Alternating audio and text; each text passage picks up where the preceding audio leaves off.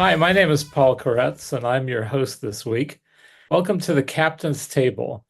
The name is not only a play on the name of our executive producer, Tom Kaptain, but it harkens back to the tradition of the 17 and 1800s, where the captain of a ship on a long voyage would invite the passengers he thought were the most interesting to sit at an elevated table with him for dinner, and other passengers would listen to the conversation.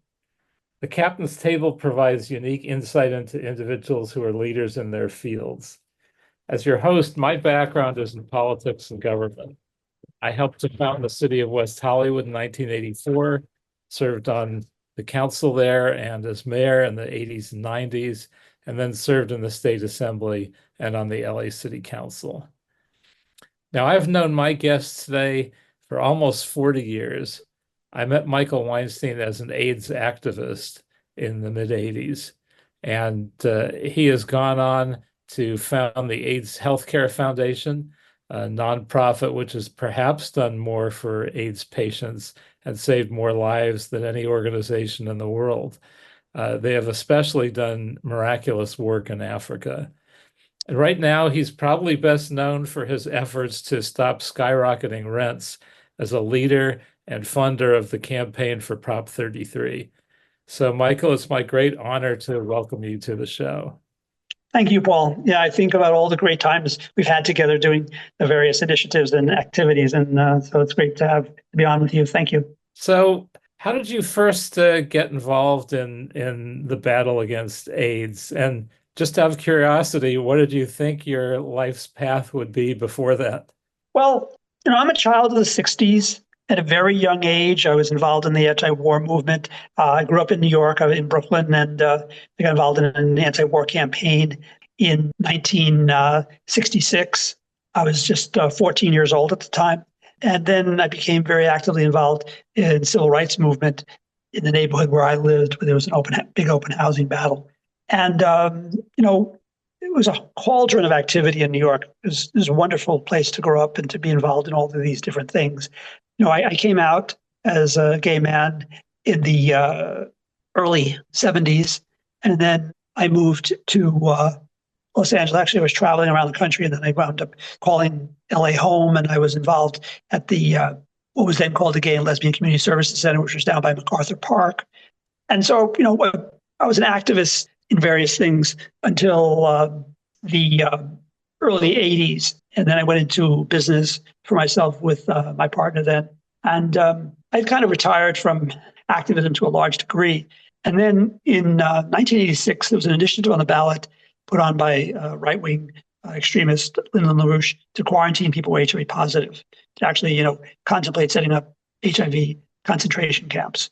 And so I was, friends of mine guilt me into, getting back involved. And so we wound up, defeating that initiative soundly. And then it became a question, well, we stopped something bad from happening. But at the same time, people were dying in the hallways of the county hospital, and said, well, we need to at least give people a dignified death. So we created the AIDS Hospice Foundation, and we wound up founding the Chris Brownlee Hospice over by Dodger Stadium. And originally, we actually didn't see ourselves as a service provider. We saw ourselves as purely an advocacy group, and we really wanted the county to take care of people. And we did various protests and activities to encourage that. But then when the opportunity came up at Barlow Hospital, which was an old TB sanatorium, to create an actual program, we jumped at that opportunity, and we wound up, the co-founder of AHF was Chris Brownlee, and we wound up, naming the facility after him, the Chris Brownlee Hospice. And then, like in 1990, when the treatment for the opportunistic infections caused by HIV improved, we said we need to open up clinics, and then we changed the name to the AIDS Healthcare Foundation. And just briefly, in mid-90s, when the cocktail came out, we said we need to bring as many people into the lifeboat of care as possible, so we went national. And then when I attended the International AIDS Conference in 2000 in Durban, South Africa, and I was approached by activists to help them, and that was the beginning of our global program. And now we're in 47 countries, and we have almost 2.2 million lives in care. Now, many people who weren't around at the time don't recall how terrible HIV and AIDS was, that it almost was a death sentence. not many people survived until the cocktails. And government wasn't really very willing to be involved. My recollection was that West Hollywood and LA City were about the only entities that were supportive. And I think one of the places where we met was at a group called ACT UP, which tended to do some civil disobedience to try and get attention from the government agencies that weren't doing anything. Yeah, well, a couple of things. I mean, when I was a kid and I wanted a toy, my father would start talking about the Great Depression. I was like, well, Dad, can I just have the toy and not hear the speech about how poor your family was growing up? And I feel sometimes like talking to young people about how bad it was, how bad AIDS was in the 80s. It's kind of like that, that don't necessarily want to hear it. Although I think that the memory of it is really very, very important. But, it was so, it felt like it was a terrorist thing where we're like, who is going to get sick and die next, right? I mean, and here we were young, we were in our 30s, and we were going to funerals constantly. We were at the bedside of young people constantly, and just would go through your phone book or your Rolodex at that time, and or thinking about who you spent Thanksgiving with, and realize that half of them were gone. And I remember I was working at City Hall for a council member at the beginning of the crisis, and a couple of years in, we did a ceremony for all of our city staff that had passed, and our city staff was small, and we put a rose down for each of the 21 staff people that we had lost, and it was just a shock, but it devastated West Hollywood, which had I think an average of 10% of the units, in many cases more than one person, was someone with HIV or AIDS. But also, the other thing I wanted to comment on, Paul, that you mentioned was, how ignorant the attitudes were. I mean, the chair of the Board of Supervisors was Mike Antonovich, and he actually said in public that the way to deal with AIDS was for gays to turn straight. And I'll just mention one brief experience that I thought was emblematic of our growth and what happened, which was that in wanting to open up the hospice at Dodger Stadium, Chris Brownlee Hospice, we needed funding. And so we got help from the city for the renovation of the facility, and then we went to the county for operating help. And the day of the going there for the, to get the motion passed, Pete Shabaram, who was part of that conservative majority on the Board of Supervisors, he objected. He said, well, I don't understand why all this money should go to Ed Edelman's district, who was, the district that encompassed, Hollywood and West Hollywood. That's not fair. And Ed Edelman, he thought very quickly. He was very nimble, and he said, I agree with you. I think we need, this is the 200,000 that he was asking for. I said, we need, 200,000 for all of the 5 districts. So I said, when I was interviewed afterwards, I said, this is the first time in history that anyone has gone in asking for a small amount and getting, 5 times as much. And that allowed us to create, more facilities, and not just for under AHF's auspices, but other agencies as well. So we took a situation where people routinely died in the hallways of the county hospital and turned it around so that any person could have a dignified death. But I mean, it was interesting because people would say to me, God, that's so depressing, working in hospice. And I said, I can understand why you say that, but in reality, that's not how it felt. I mean, it really felt that being able to provide that comfort and support to people was actually a beautiful thing, and really a very peaceful thing. But we had so many interesting stories, because it was so diverse. We had like Latino families very often had like a death watch where everyone would come and just stay while the person, was death. And they were really small rooms, but they'd have 20 people at the bedside. And then we had a Satan worshiper so people brought a bat on a spear. We said, no bats on spears here, and there was a community outpouring, like on holidays, like Christmas and Easter. People would come with food, and so there were just a lot of beautiful moments. Michael, we'll take a quick break for a word from my sponsors, and then we'll be right back with Michael Weinstein, the founder and head of AIDS Healthcare Foundation. Thank you. Over 11 million Americans are paying more than half of their income in rent. As president, I will take on the high costs that matter most to most Americans. Food, clothes, rent. We will take on corporate landlords and cap unfair rent increases. The age of affordable housing starts now. Vote yes on rent control. Vote yes on Prop 33. Prop 33 is endorsed by the California Democratic Party. Appearance of Harris did not mean she endorsed the measure. Ad paid for by renters and homeowners for rent control. Yes on 33, sponsored by AIDS Healthcare Foundation. Ad committee's top funders, AIDS Healthcare Foundation and Unite Here Local 11.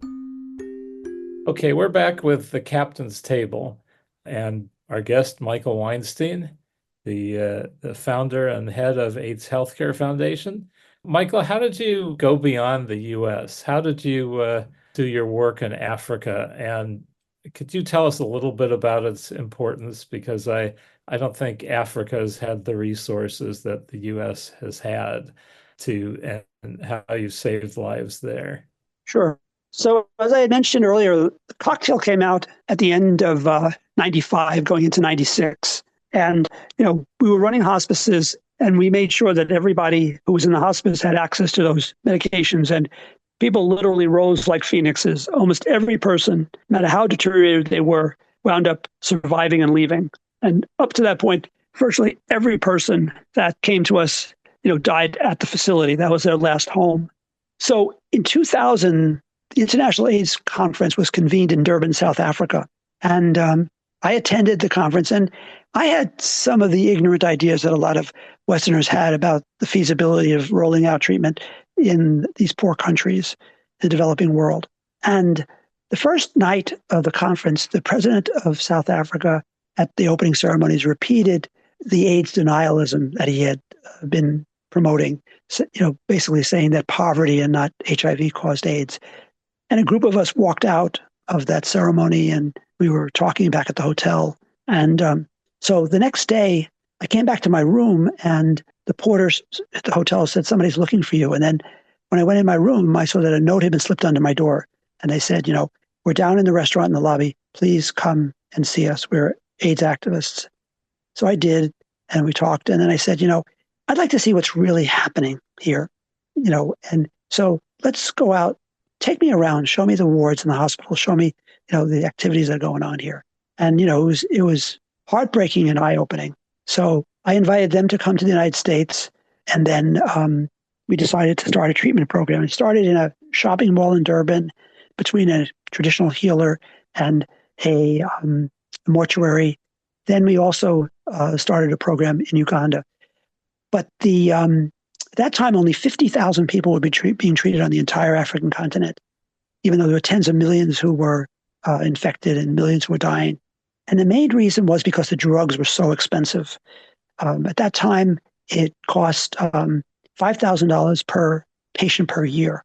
And AHF was not in good financial shape. And so we kind of borrowed from our vendors and scraped the money together. And we decided we're going to treat 100 patients in South Africa and 100 patients in Uganda.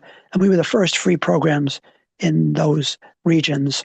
And again, we saw the same thing, people who were very ill sort of rising from the phoenix. But the next thing that we did is the and I have to interrupt and add one thing.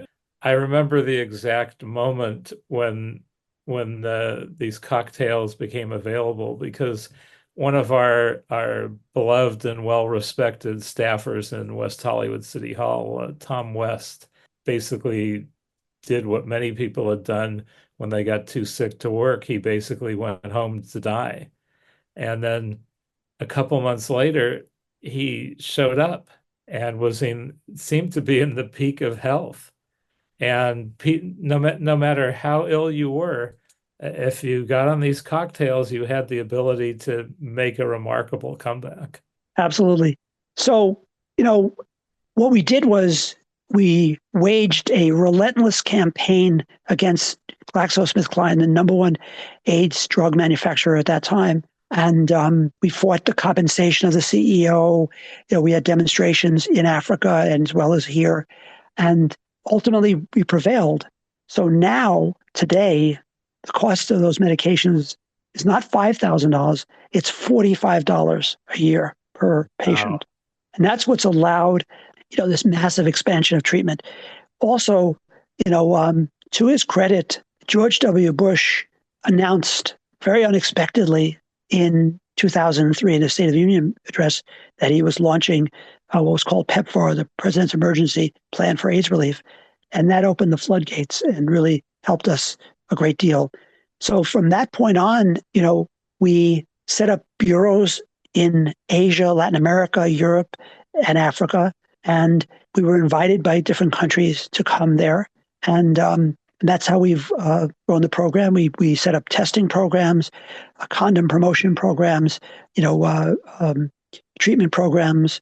And we started out by running AHF owned and operated sites. But then now most of our programs are working in government sites, which has allowed us to reach so many more people. But the advocacy was always this critical component. We combined the advocacy with the care. The care informed us as to what was needed in terms of the advocacy, and the advocacy is what allowed us to expand the care. And I know you've supported, prevention measures, sometimes controversial. I remember in West Hollywood, there was an effort to require bars and restaurants to have a bowl of condoms at the counter at the entrance so that people would be more likely to use protection and prevent HIV. And in West Hollywood, even that was controversial. The bar owners thought it was kind of a downer and would remind people of their mortality, so they actually fought it. But I recall you being involved in that, if I'm correct. Yeah, one of the things that was really exciting that we did in West Hollywood was that we opened a coffee shop called the WeHo Lounge. And it was, right around the time that after the cocktail was introduced and becoming more widely available. And it was the subhead of WeHo Lounge was Treatment Equals Life. And we did testing there and we did workshops there. But we were right in the middle of the gay bar district there. So that was a really exciting project, and actually was very warmly embraced by the community. No, and everything like that has an impact. I mean, have you ever tried to estimate how many lives your work has saved, especially in Africa, where otherwise there wouldn't have been much availability? Well, first of all, there were other really core activists, so I can't take the credit purely for AHF. But today there are somewhere between 25 and 30 million people on treatment in the world out of the 40 million who are infected. If we could not have gotten those drug prices down, really only the people in the wealthy and upper middle income countries would have availability. And they represent a minority of people living with HIV. It's been so transformative to Africa. The East Africa and Southern Africa in particular, the life expectancy had dropped so precipitously. And, there was just such a sense of hopelessness, right? So, just like when Obama came into office and he was talking about how much worse things could have been, it's hard to document that, but what we do know is that, number one, is that we prevented so many children from being orphaned. So many people who within a matter of 3 or 4 years would have died were saved and are living normal lives. By the same token, people who are on treatment and have no viral load are rendered non-infectious. So it's been a major factor in reducing new infections as well. So, but there are other places in the world where you had high rates of infection, and we still do. We operate in both the Ukraine and in Russia. And Russia is one of the places in the world where the pandemic is still rapidly increasing for a variety of reasons. But then in other places in the world, you have a situation where even if the overall numbers nationwide in these countries isn't going up dramatically, among certain populations like gay and bisexual men, transgender women, drug users, migrants, it is exploding. So we tailor our efforts to the need in a particular place. So, it's hard to look back and see how things would have been. How would Africa have been if this hadn't happened? I mean, the spread was already, I assume there were already millions of people on the continent of Africa with AIDS. 26 million approximately. Yeah. I mean, if this hadn't happened, the death rate just would have been astronomical. Absolutely. And the developmental impact was terrible as well, right? When you have the people in their prime earning years, right, and supporting families are the ones who are most likely to be sick and dying, right? Yeah, that was, catastrophic. Now, I don't know if you do much preventative work these days, partly because it's not such a death sentence, and usually, HIV is very treatable. But my anecdotal sense, and only because I know, a couple of gay men in their 50s who had never became HIV positive and have become HIV positive. And I think it's partly because there's much less concern in a way, but is it of concern that people are letting their guard down and are contracting HIV in a way that they might not have years ago? Yeah, I mean, I think, first of all, that prevention doesn't have much of a constituency, not just in HIV, but in anything. People don't want to think about dying. They don't want to think about getting sick. But also, the difficulty with HIV prevention and also with STDs is that, there's an ick factor. The government and religious institutions, even sometimes parents, they don't really want to talk about it. And so it's always kind of an uphill battle. Prevention is still extremely important. First of all, you can go the biomedical approach, taking medications that are under the moniker of PrEP or pre-exposure prophylaxis, but they don't protect you against STDs. And it's very hard to get people to take those medications consistently. It's hard enough to get people to take medications for diseases they have. It's even harder for a disease they don't have. And it relies on daily medication, and people forget. So condoms remain the best way for people to protect themselves. And so if you drive around town, you'll still see our billboards for condoms. We have branched out in terms of putting HIV in the context of STD, of all sexually transmitted disease. So we've really ramped up our STD programs. AHF is the largest community provider of STD services in Los Angeles and in California. And it's got to have a place. Prevention has to have a place. Now, I think AHF also has a number of pharmacies. How did you branch into that? Well, I'm not very good, you excuse the expression, of kissing the ass of rich donors. And I don't think anyone would argue with that. But also, nonprofits are on a feast and famine kind of cycle, which is they're dependent upon donations or upon government grants. Governments tend to give very little money for overhead or growth and keep heaping requirements on the nonprofits that they fund. And, the economy changes and people move on to other issues that they think are more immediate. AIDS is not on the front pages, and it's not a prime source for philanthropic giving. So what I said was, we need to operate businesses that will give us money to fulfill our mission. It's it's a concept called social entrepreneurship, and so that's what we endeavored to do. It started really early with the out of the closet thrift stores, which has grown to be a chain, not just in Los Angeles but across the country. It's relatively small compared to our pharmacy operation, which is a chain of pharmacies. We have 61 of them around the country, and it's kind of a Robin Hood principle, which is that even though we fight tooth and nail to bring drug prices down, we benefit from the high prices because we get a margin on those drugs, and that allows us to reinvest those monies in all of our programs, whether it's testing, STDs, food, housing, and our global work. It kind of boggles my mind how we grew from an organization in our first year that had a budget of $50,000 to we anticipate a budget in 2025 of $3 billion. So, we've become a very, very large organization. Oh my gosh. I had no idea myself. I knew you were becoming such a major provider, but that is unbelievable.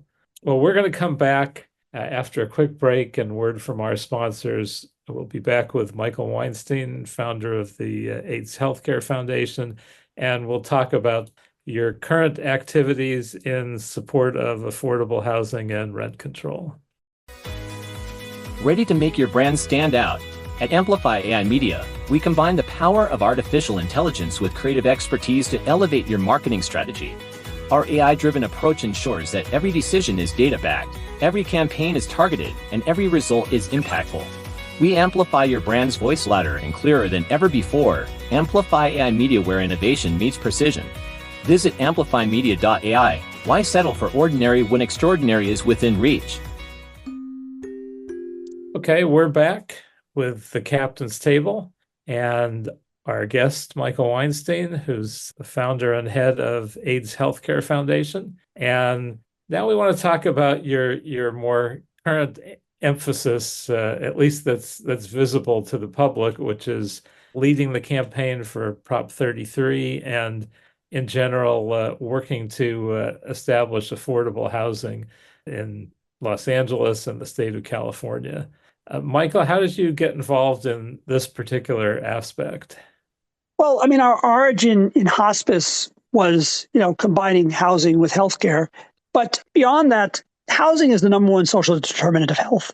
If patients are not stably housed, they're not going to adhere to their medications and they're not going to do well in terms of their health outcomes. Also, our employees have been forced to move further and further out and commute longer and longer distances. Beyond that is the same outrage that I felt in the 80s about the treatment of AIDS patients was the same outrage I felt about homelessness in Los Angeles. It was unbelievable to me that in one of the richest cities in the richest country in the world, that we had so many people living on the streets. I live and work in Hollywood, which is an epicenter of homelessness in LA, and it's just deplorable. I travel to some of the poorest places in the world, and LA is not just the homeless capital of America, it's the homeless capital of the world, because in some of the poor countries, people live in shanty towns, they live in informal settlements, they live in refugee camps. But I've never seen anywhere where as many people live on the sidewalk as people do here. So I felt that AHF had the ability to raise this issue, both morally, but also in terms of practical solutions.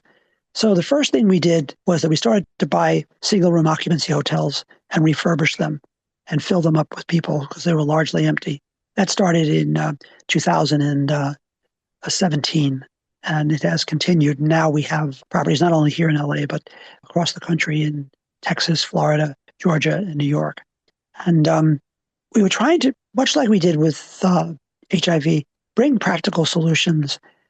The problem with the current response is that if you spend $700,000 to house one person, you're going to run out of money really, really quickly. So the low-hanging fruit are these buildings that can be rehabbed, and average cost is about $100,000. That's what we've have focused on. And there's thousands of these empty rooms across Los Angeles. But at the same time, it's self-evident that the rent is too damn high, and that we are, when you're in a hole, stop digging. So in other words, if we're constantly reducing the pool of affordable housing, then it's only going to get worse and worse and worse. And so we really decided to champion the cause of rent control. I grew up in a rent-controlled apartment in New York, and my family is a lower middle-income family. My father drove a truck. My mother was a file clerk. And having affordable rent was what allowed us to have a good life. We weren't wealthy, we didn't have luxuries, but we had a decent life. But today in Los Angeles, if you're a starting teacher or firefighter or a policeman, it requires half of your income to pay the rent. And if you are a full-time minimum wage worker, it takes your entire paycheck to pay for the average cost of a one-bedroom apartment. That is completely unsustainable, and it's inhumane. And so, whatever else we do, build new buildings, absolutely, rehab old buildings, give people subsidies, but without rent control, there's nothing we can do to stem the tide of unaffordability of housing. So that's why we have 3 times put an initiative on the ballot. To inform your audience, in 1995, a law was passed in California called the Costa-Hawkins Act, and similar measures have gone out across the country. And this took away the ability of localities or greatly restricted their ability to control rents. It said no unit after 95 could be rent controlled. And it also said that in the cities that had already established rent control, such as Los Angeles, it couldn't go beyond the date that that law was enacted, which was 1978. It also said that when a tenant moved out, the landlord could raise it any amount that they wanted, to further shrinking the pool of affordable units. And the homelessness we see and the lack of affordability is directly tied to the passage of that law in 1995. And I think that's a connection that's not always made. In fact, it's almost never made. But I remember when that law passed, West Hollywood was a city that was created for rent control. It was created to keep thousands of low-income senior citizens from being forced out of their homes and their rents wildly increased when the county rent control is supposed to expire. So the first 10 years, if you rented a unit for $600 and you moved out, the next person would be charged $600. So you protected the supply of affordable rental properties. But with Costa-Hawkins, the person paying $600 would move out, and the next person might pay triple that or more. They might pay $2,000. I mean, now rents have skyrocketed to an average that is unbelievable of over $3,700 for a two-bedroom apartment in LA. And I mean, obviously, many people, that's their entire income. That's more than their entire income. So there's no way for this to be sustainable. Thousands of people in LA alone are on the streets specifically because of that law passing, and virtually every unit now becoming unaffordable because it's had the rents jacked up multiple times. Let me mention a couple of other things that have happened that I've worked on. LA has been plagued by a corruption crisis based on development. A developer goes to a council person and asks to be able to build something that's 3 times as large as what's allowed. And if that's blessed by the council person, then that property is worth 3 times as much overnight. What's been happening is that these high-end buildings have been plunked down into working class neighborhoods. Hollywood is a great example.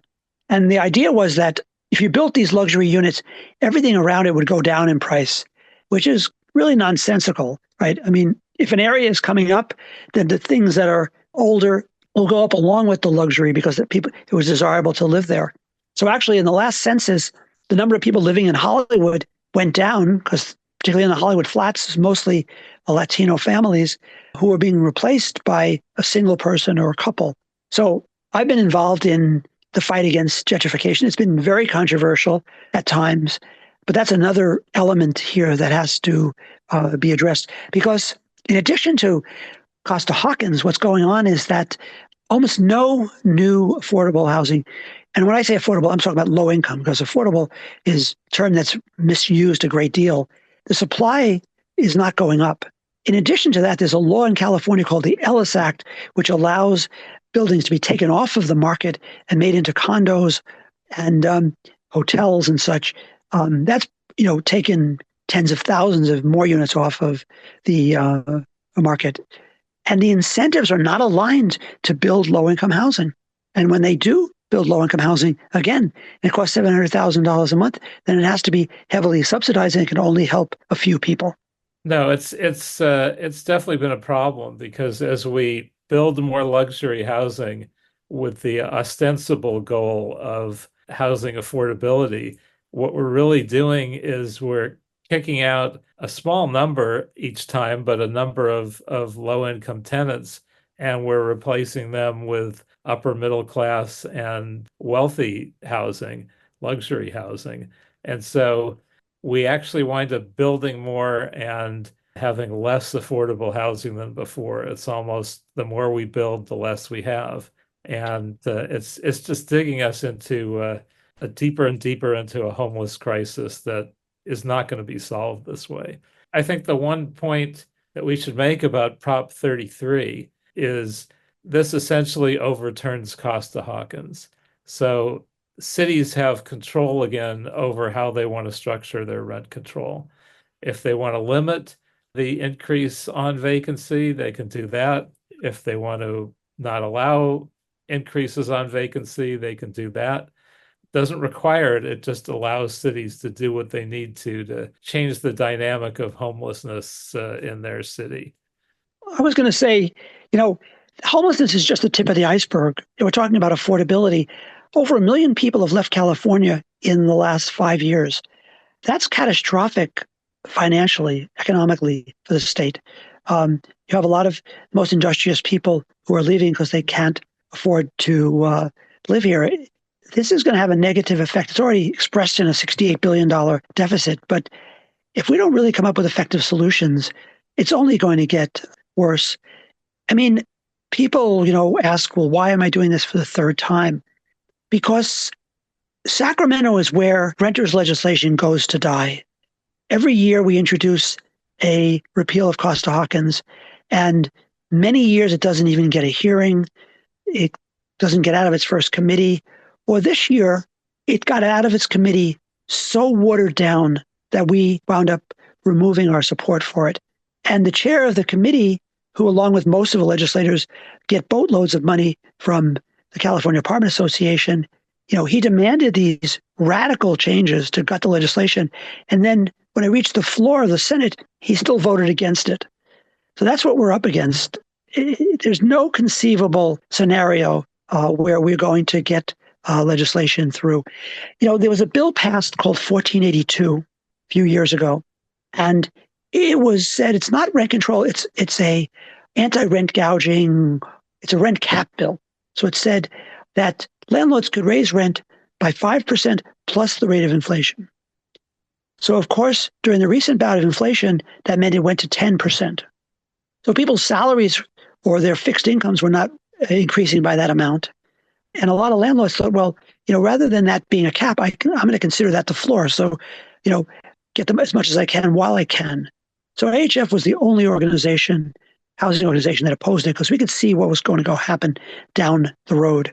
And unfortunately, our Governor Newsom, he's been a face of the no campaign, the anti-rent control campaign. And he's still claiming, even though it was an anti-gouging law, and now he's claiming it's a rent control law. It's the best in the country, which it is not. So, we're not just fighting greedy landlords, billionaire corporate landlords who are funding the No on 33 campaign. Unfortunately, we're fighting the governor and many others. But be clear, the Democratic Party has supported us every single time.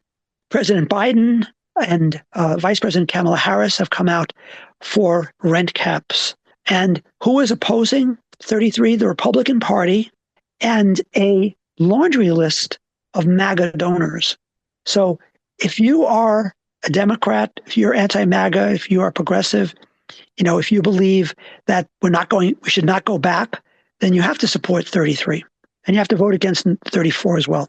Yeah, unfortunately, having been in the legislature, my observation has been that people are usually shocked at the legislation that passes or in more cases doesn't pass because we have a Democratic majority. But the way it tends to work is legislators, when presented with an issue that doesn't impact them or their constituents directly, if they don't care and one side donates a lot of money, they will tend to vote their contributors. And it's a frustrating and somewhat hidden fact of life in the state legislature. And having authored legislation like anti-animal cruelty legislation, well, a lot of legislators don't care. So if it's a cruel practice that veterinarians want to continue, like to continue declawing cats as an example, many in the legislature will just say, well, I don't really care about this issue. And the veterinarians just gave me $4,000 for my reelection, so I'll vote with them. It's a very frustrating system, but that's sometimes why you have to use the initiative process to get around that. I'll tell you this, there are only 5 renters in the entire California legislature of 120 people. First of all, 25% of the legislators are landlords, right? And virtually 100% of the legislators get contributions from the California Apartment Association. So that is what we are up against. We presented 732,000 individual letters to the governor asking him to support rent control. When the press contacted his office, they referred him to Nathan Click, who is the spokesperson for the California Apartment Association. The former chief of staff of the governor, Jim DeBoo, works for CAA. So, it's hard to exaggerate the amount of power that they have based strictly on the money. Michael, we're going to take one more quick break for a word from our sponsors. Great. Thank you. Fans of The Andy Griffith Show are raving about a brand new streaming series. Chris Stone, what are you doing back here in Mayberry? Your neighbors know they're living next door to a famous movie star yet? He hasn't answered any of my calls. That girl's headed right for Heartbreak Alley.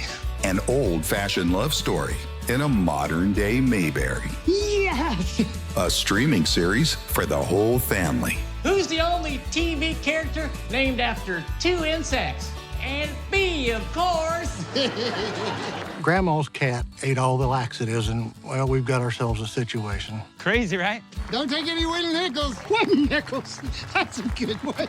Those low-down, dirty buzzards. It's an honor to be here. In fact, at my age, it's an honor to be anywhere. It's a Christmas miracle.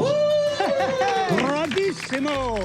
We don't know what you're missing. Mayberry Man, the series, now available on Prime Video. These people are living in another world.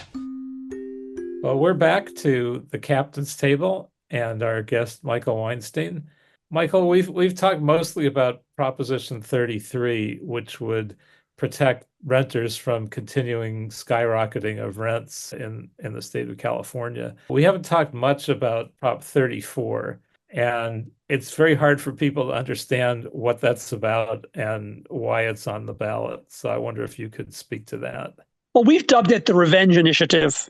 The LA Times and many others have picked up on that. So this is the California Apartment Association putting an initiative on the ballot called Protect Patients Now. So if you believe that the California Apartment Association is deeply concerned about low-income patients, then, I got a bridge to sell you.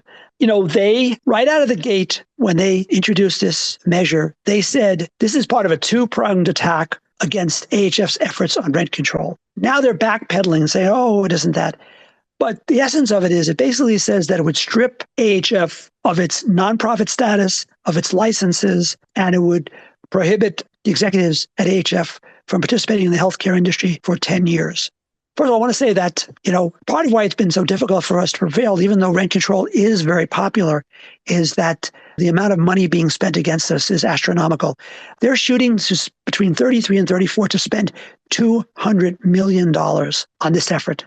Because these are billionaires. Steven Schwartzman, one of their major donors, is worth $39 billion. And they're just looking at it as a balance sheet issue, right? That whatever losses in terms of the value of their portfolio would be greater than the $200 million they're spending on this. And they try to hide behind mom and pop landlords, but that's not who the CAA is. So, we tried to get it off the ballot based upon it being unconstitutional. The court said we can deal with that later after the vote. It may not pass, or if it passes, then we'll decide its constitutionality. But the implications of 34 beyond AHF are really should be very worrying to people. If they can strip AHF of its nonprofit status, what's going to happen to Planned Parenthood or the National Organization of Women or people who advocate against gun violence? It'll be open season on any of those types of organizations that they want to silence. So I say to people, liberal people and progressive people, think beyond the specifics of this. First of all, don't be deceived that it's about healthcare. It's not. But beyond that it's not about AHF. It's about the ability of these big wealthy interests to squash advocacy and squash democracy. And it's been interesting because with the exception of one of the Southern California news group, every major publication in California has come out against it. LA Times called it sleazy abuse. Other papers have called it a new low. And even papers who have come out against rent control and against 33 have come out strongly against 34. The problem is that it seems like motherhood and apple pie, right, on the surface. Why wouldn't you want to have providers spend more money on healthcare? Why wouldn't you want to bring down the price of drugs? But it's just a wolf in sheep's clothing. And Prop 33 is also the victim of some high-spending, deceptive advertising, because I've seen the commercials with renters saying, oh, I was for Prop 33, but then I heard it does this and that to renters. And then it's paid for by the California Apartment Association. Does anybody really believe that the California Apartment Association is concerned about being supportive of renters, and that's why they're spending hundreds of millions of dollars? It's obvious that it's deceptive, but unless people are paying attention and reading the fine print, they don't know that. It's always easier to get a no vote, number one. But number two is that they trade in confusion and lies, and it's worked for them before, right? Propositions are difficult for voters. They don't have deep knowledge about them, and so they're persuaded by ads, right? So, they're running 3 times as many ads as we are. And, it's always a safe bet that the people who spend the most money are going to win. We hope that's not the case. I think we're running an excellent campaign. But I urge people to look in their voter guide, who's on which side? Start with 34. We're supported by the National Organization of Women. We're supported by Dolores Huerta, the labor icon, supported by Consumer Watchdog, which was the most venerable consumer advocate in the state of California. On the other side, on 34, there's a bunch of AstroTurf groups that are primarily funded by pharma, which we've also tangled with. On 33, we have the California Democratic Party. We have Senator Bernie Sanders. We have Maxine Waters. We have Ro Khanna, the congressperson, Jimmy Gomez. We have Unite Here, which is in the vanguard of labor organizing in California, the hotel and restaurant workers. Yeah. And who are they? They're the realtors, the billionaire landlords, the California Republican Party, et cetera. No, I think if people take a close look, it'll be obvious. The fear is that most people don't take a close look. And I've seen the 3 campaigns to try and take this issue on. I'd say by far this is the most effective campaign on the pro side that I've seen. I think some of the commercials are simple enough and very effective, and hopefully keeps it in the game and we have a shot at passing it. Well, Paul, it's interesting because the first time in 18 that we put it on the ballot, it was a straight repeal of Costa-Hawkins, right? And they attacked that and it went down. So then we said, well, why don't we try to address some of the objections to a straight repeal of Costa-Hawkins? So let's, exclude new construction, and let's exclude some single-family homes, et cetera. So, we did that. We also sat down with them and said, let's keep this off the ballot and see if we can come to a compromise, which they torpedoed. So that second time around, they took all the fine points that we had agreed to bring it closer to their position and bombarded us on those issues. And so it made it much harder for us to give a very clean and clear thing. One of our biggest strengths this time around is, they want to say it's the Trojan horse and it's got hidden things. Well, it's only 23 words, right? So you can talk all day long about how the hidden meaning of it, I was just going to grab a piece of paper here and read it to you so you can be really clear on what it says. Okay, and what it says is the state may not limit the right of any city, county, or city and county to maintain, enact, or expand residential rent control. So if anybody tells you it's got all these hidden elements to it, tell them to look in the voter guide as to what it actually says. But I'm happy to hear, Paul, that as an ardent supporter of rent control, that you think we're presenting it in a clear fashion, because, we always want it to be as understandable to people who are just thinking about it in passing as it could possibly be. And one of the things we're doing is, we're running these commercials again about talking about how Kamala Harris is supporting rent caps. And we've landed on our main slogan of the campaign is the rent is too damn high. And that meme has really caught on in the popular culture, because we want to cut through the lies and confusion of the other side and say, let's just deal with the stark reality that too many people can't afford to live here. Michael, we'll take a quick break for a word from our sponsors, and then we'll be right back. Over 11 million Americans are paying more than half of their income in rent. As president, I will take on the high costs that matter most to most Americans. Food, clothes, rent. We will take on corporate landlords and cap unfair rent increases. The age of affordable housing starts now. Vote yes on rent control. Vote yes on Prop 33. Prop 33 is endorsed by the California Democratic Party. Appearance of Harris did not mean she endorsed the measure. Ad paid for by renters and homeowners for rent control. Yes on 33, sponsored by AIDS Healthcare Foundation. Ad committee's top funders, AIDS Healthcare Foundation and Unite Here Local 11. Okay, we're back with the Captain's Table and our guest, Michael Weinstein, who's the founder and head of AIDS Healthcare Foundation. I'll just say, that my first apartment in Los Angeles in 1972 was $100 a month. Was in the greatest neighborhood. I was making $550 a month, so I was only paying 20% of my take-home pay in rent, and I could have a modest but decent life. That's impossible today. Now, my parents were somewhat similar to yours. My father was a waiter. My mother was a file clerk. And today, they would probably struggle to rent an apartment. But, years ago, they were able to actually buy a home, years and years ago. But it's changed so much. The fact that it's a dream to find a nice apartment on a salary that years ago would have bought a home, it just boggles the mind. I pay less in my mortgage payment in the Hollywood Hills than the average young person has to pay for a one-bedroom apartment. And that's, again, that's not sustainable. There's a California dream. This is a land of milk and honey. It's a land of freedom and possibilities, right? We can't let that be choked to death by greed. We can't let it be choked to death by corruption. The people have to take the power back. Otherwise, we're going to have a long, difficult slide if we don't turn this around. And no one's going to do it for us. People complain about the initiative process all the time, about propositions. But whenever people in California are asked to restrict it, they say, hell no. They want the ability to weigh in on these issues. And it is a democratic institution, despite the distortion of money. And I can't tell you what the outcome of this campaign is going to be. We're up against, enormous odds. But what I can tell you is this is the number one issue on this ballot. More money is being spent, more conversations are being had about this issue than any other issue. And the fact that AHF has the wherewithal to put this before the public and have it debated so vigorously is a victory in and of itself. Plus, AHF has been the major funder of every rent control initiative in California and around the country. We were the major donor to Pasadena, which passed a rent control law with the restrictions of Costa-Hawkins. We funded and supported the effort in Minneapolis, in St. Paul, in Massachusetts, efforts in Pomona, in Santa Ana. And we're going to continue to do that. So regardless of the outcome, obviously, I want to win desperately. We're pulling out the stops and doing everything we can in these last 3 weeks to win this. But whether we win it or not, the battle goes on. Because just like AIDS, so many points it was discouraging around AIDS.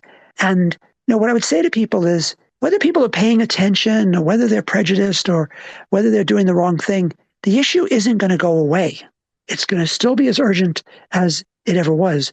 And the same thing is true here. As many times as politicians sell out our interests or many times as the opposition lies, the problem will still exist if we don't do something radical to transform the environment. And, I know that change is scary, but if you always do what you always did, you'll always get what you always got. So I hope that the people listening today and their friends and loved ones and neighbors say it's worth taking a small risk for the potential great reward. Well, thank you, Michael. And on that note, we are going to end today's broadcast of the Captain's Table. Our guest has been Michael Weinstein, the founder of the AIDS Healthcare Foundation. It's been very enlightening, and I'm sure our listeners will greatly appreciate it. Thank you so much, Michael, for being on. My pleasure. Thank you, Paul.